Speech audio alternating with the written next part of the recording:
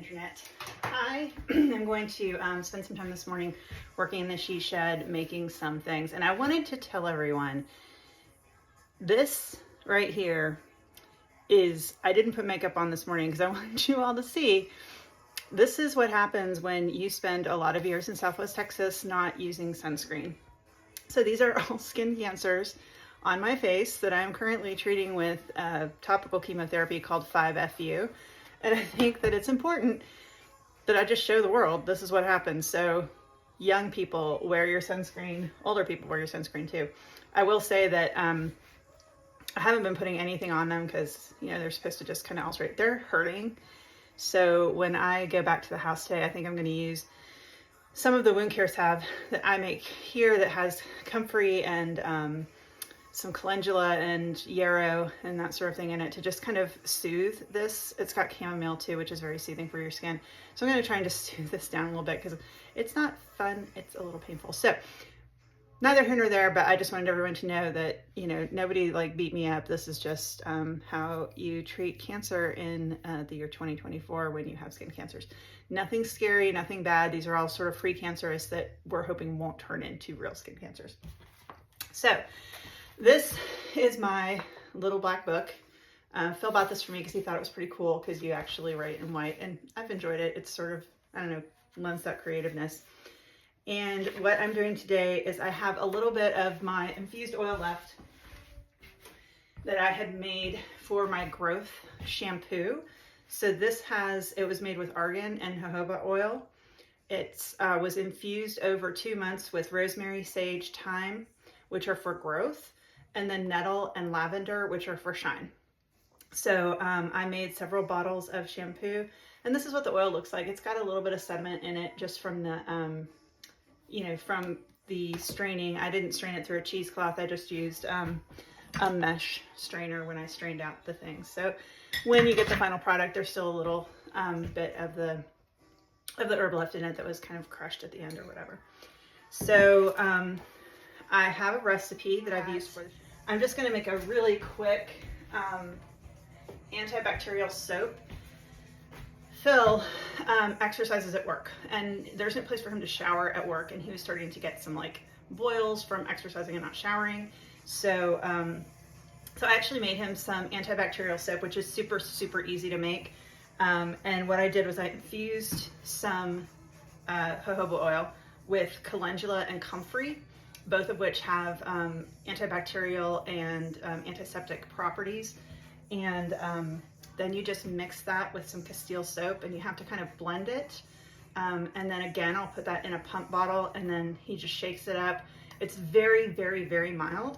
So he can use it just for like a quick sponge bath at work to get the sweat off without having it kind of stick around all day. And it doesn't have a big scent that he's going to have to worry about seeing patients and having them, you know, have an allergy attack because he's wearing some kind of highly scented thing. So we're going to go ahead and get started. When I talk about the amount of things that I'm using, I do talk about ounces sometimes. I don't always remember to bring the scale down here. So then when I do that, I kind of change it from ounces to cups and teaspoons, but I use the same proportions. And today's one of those days I left the scale up at the house, and I don't feel like walking all the way back up there to get it. So I'm down at the she shed right now doing this. So let me get myself situated and we'll get started. All right, so here's my setup. I have, as I said, I'm in the she shed, and this is just a small, like one of those utility buildings that you can buy wherever. Phil and I redid it to make it a more homey environment for me. As you can see, I've got all of my herbs that I've harvested over the last couple of years up here. I try and keep them in dark amber bottles because they tend to preserve a little bit better. This is actually dandelion leaf. And as you can see, I use my magic mill. I'm not being paid by anybody to say this, but I might as well tell you what I'm using. I have a magic mill dehydrator, so when it is herb harvesting season, I dehydrate all my herbs. In here, I have a little bit of calendula just sitting up here because I only have a little bit because it's the end of the year, and it wasn't worth, you know, firing this whole thing up just for that handful of calendula, so they're just air drying. I also do sometimes air dry. I have these hooks. It's the best way to show you these hooks. There's my cow. See these hooks right here? I've got these across the beams. And I sometimes, if I have like very large stalks, like with wormwood, for example, comfrey is another one. Let's tighten this. Those I tend to hang because it's easier than doing it in here. And then I have an induction cooktop, which is awesome. I learned something when I got the induction cooktop, that you can't actually use certain things on this. So I have this great big pot that I love, but whatever the bottom of this is, I guess it's stainless steel. Anyways, it won't work on the induction cooktop, so I'm just gonna take that back to the house at some point. So I had to sort of make it work. So what we want to use is a double boiler. So I have this little pan. I have a sink over here. I'm going to fill this little pan with water. And then I kind of set my other pot on top of this pan. And so it's sort of a makeshift double boiler that I'm using here. So I'm going to grab my water real quick. So we're going to get started first making the conditioner, because that's what you need the double boiler for. So we've got the distilled water, the emulsifying wax, your oils, and then the chromolant SCE, and the aloe vera gel, which I need to get out. Need some WD-40, it sounds like.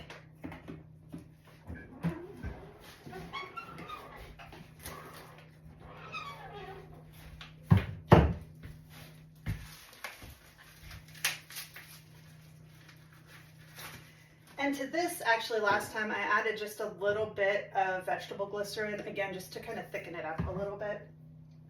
So what we're going to do is put your emulsifying wax and the oils into the pot.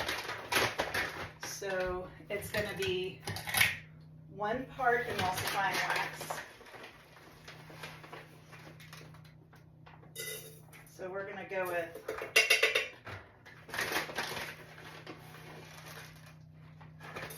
2 scoops of that to 3 parts oil. So we're going to do 6 scoops of oil.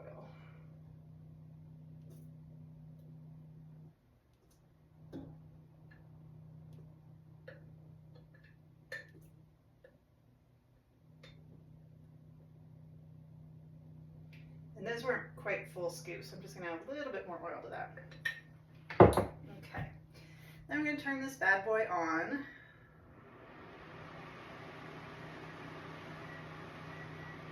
Turn the power up and then let it boil.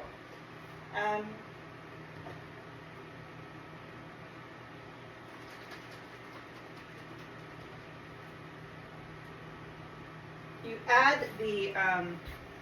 add the stabilizer after everything is ready, so I'm just kind of getting it ready right now. So what we're going to do is just kind of let this the wax dissolve into the oil to make a nice little mixture there.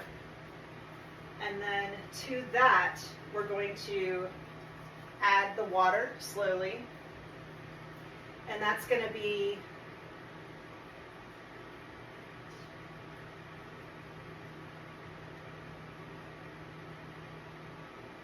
(16 ounces of distilled water that's going to be added to that. So I can use one of my mason jars here, which are generally marked in ounces.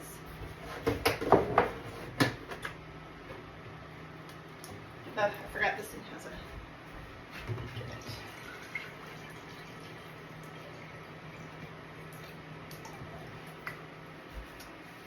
And at that point, we will also add our vegetable glycerin and our aloe vera gel. So we're just kind of letting this heat up right now. And then at the end, we're going to put this into some little bottles, and they'll be ready to go. This induction cooktop is made by a company called Duck's Top. So far, it's worked very, very well for me. And the other thing I want to talk about is this is, I got this from Amazon. It's a label maker. And it makes these great little labels that I can put on everything. It's super simple to use. It's by a company called Mindy, M-U-N-D-Y-N. And like I said, it's super simple to use. It has an app on the phone. It immediately connects when I come in with my phone. I'm not sure where my phone is right now. Oh, I'm recording on it. This is why we call ourselves idiot farmers. So it immediately connects to my phone. I just type in the label. It prints them out. It comes with all kinds of neat little labels. So if I want to get fancy, I can do like fancy green flashy label. I can do fancy pink label. But right now I'm just using my regular old labels. And then this, I designed my own little logo for 99 Acre Restoratives. And this is my label that I got from Vistaprint. So there's a lot that goes into this. So that's why, you know, when you see people that have these homemade products that they're selling on Etsy or wherever at the farmer's market, you know, every little thing that I put in here costs money. You know, these things cost money. All of these ingredients cost money. The printer, you know, all that stuff, it just costs money. So it's going to be more expensive, I think, to purchase this stuff. But you know, you're getting natural ingredients. Everything that I put in my products that I've grown myself are grown from heirloom seeds. The only pesticide I use is for things that are grown in the greenhouse, because mites are just terrible in a greenhouse. And I use permethrin, which is actually from chrysanthemum. So, you know, I just sprinkle that on the plants to try and keep the mites off. I think people probably wouldn't appreciate having mites in their medicines. And my outdoor plants don't really have a problem with pests because we plant things like marigolds around those, and it tends to keep the pests away. Marigold, of course, is in the chrysanthemum family, so there you go. So I'm just stirring here. You know, you don't want to let it sit because it can get kind of weird. So I'm actually going to move the camera over here so you can see what happens when you put the water in. Okay, so you can see this is all like all the wax is in here now. So we're actually going to turn the oven off, and it's going to cool down very fast because it's an induction oven. And then we're going to slowly add this water in. And you can see it kind of congeals there a little bit. And we just want to keep stirring.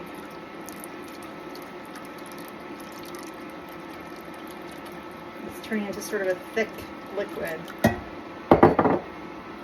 So this recipe right here, since I use 16 ounces of water, will make about 2 servings, I guess, of the conditioner.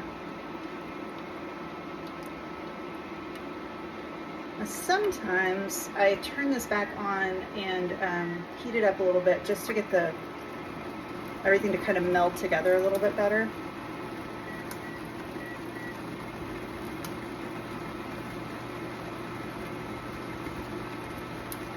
Sometimes when you put the water in, it sort of separates, and that's okay. It's perfectly okay. So all you gotta do is just heat it back up a little bit.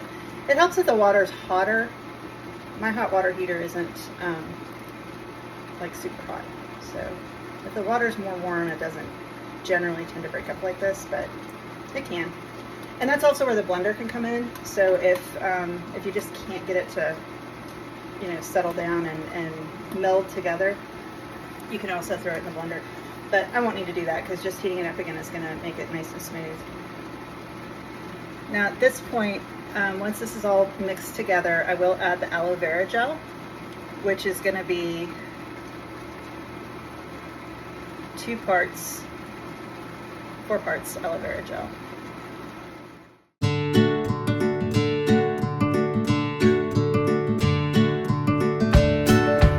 I've been using this shampoo and conditioner in the shower now for 2 to 3 weeks. As you guys know, I have really curly hair, and I was worried about changing to something that doesn't have all of those chemicals in it. And I'm telling you, it took about a week. It does take some time for your hair to kind of get trained to not using all of the chemicals, but my hair isn't falling out like it used to. It's falling out at a much, more regular rate. And it just works better, like it falls better. I've gotten so many compliments on my hair recently, which has just been crazy. Okay, so we're gonna do 4 parts of this aloe vera oil.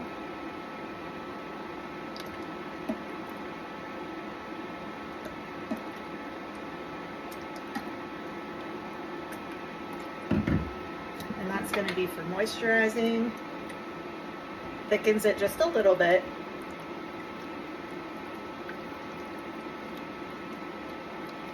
And then, like I said, I think I'm going to put a little bit of vegetable glycerin in this because vegetable glycerin will thicken it and give it more of that consistency of conditioner. So I'm actually going to use 2 parts vegetable glycerin in this combination.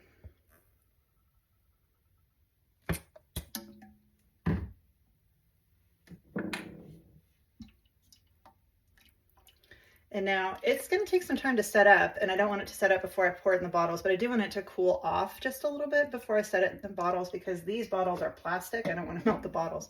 So we're going to give it a couple of minutes to cool off. And then I will clean up my dishes because I only have the same set of dishes out here that I use for everything. So I got to clean those up. And then I will put together the shampoo for you, and then we'll put together the antibacterial soap. And then we should be good. I totally forgot to add the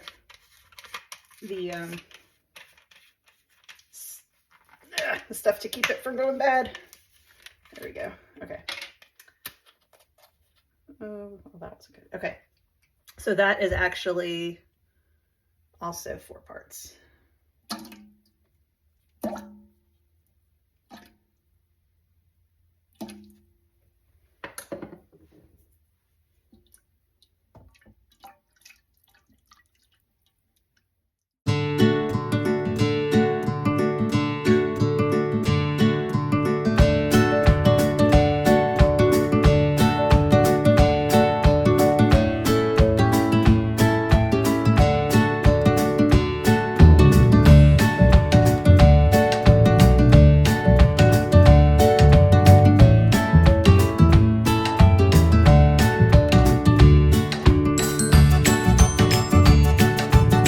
Okay, so we're gonna get started on the shampoo.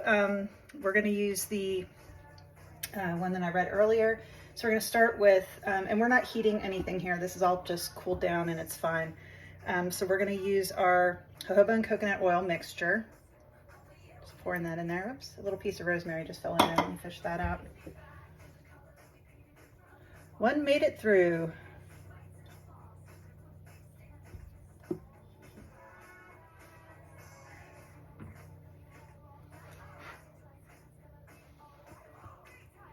Okay, so there's a little bit of sediment left in there, but it's just from the herbs. Okay.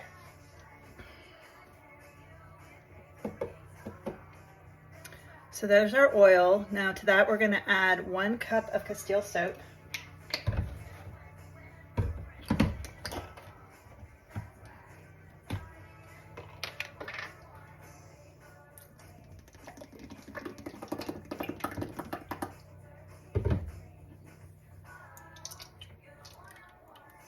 And that just glides right in there very nicely. Mix that up. To that, we're going to add some xanthan gum powder, which will help to thicken this up a little bit. And also 1 cup of distilled water. You can also use coconut milk in this if you prefer for a little bit softerness. I gotta throw this over the thing. And everybody knows that oil and water and soap don't mix, so this is something that you kind of have to mix together and then pour into those pump bottles in order to get it to really come together well.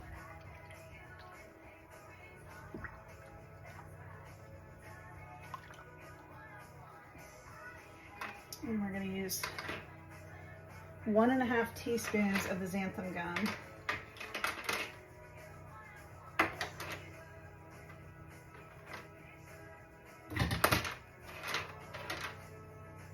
There's a 1/2 teaspoon.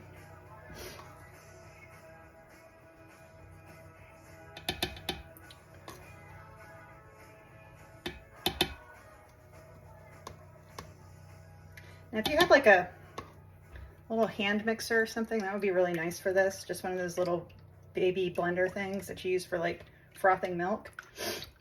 But you don't want to throw this in a blender or use like a bigger mixer type thing, because then it'll just foam up and get everywhere. So right now it's just a matter of trying to dissolve the xanthan gum, which takes some time. So I'm just going to keep stirring this for a while. I will not belabor this and have you continue to watch it while I'm trying to get all these clumps out.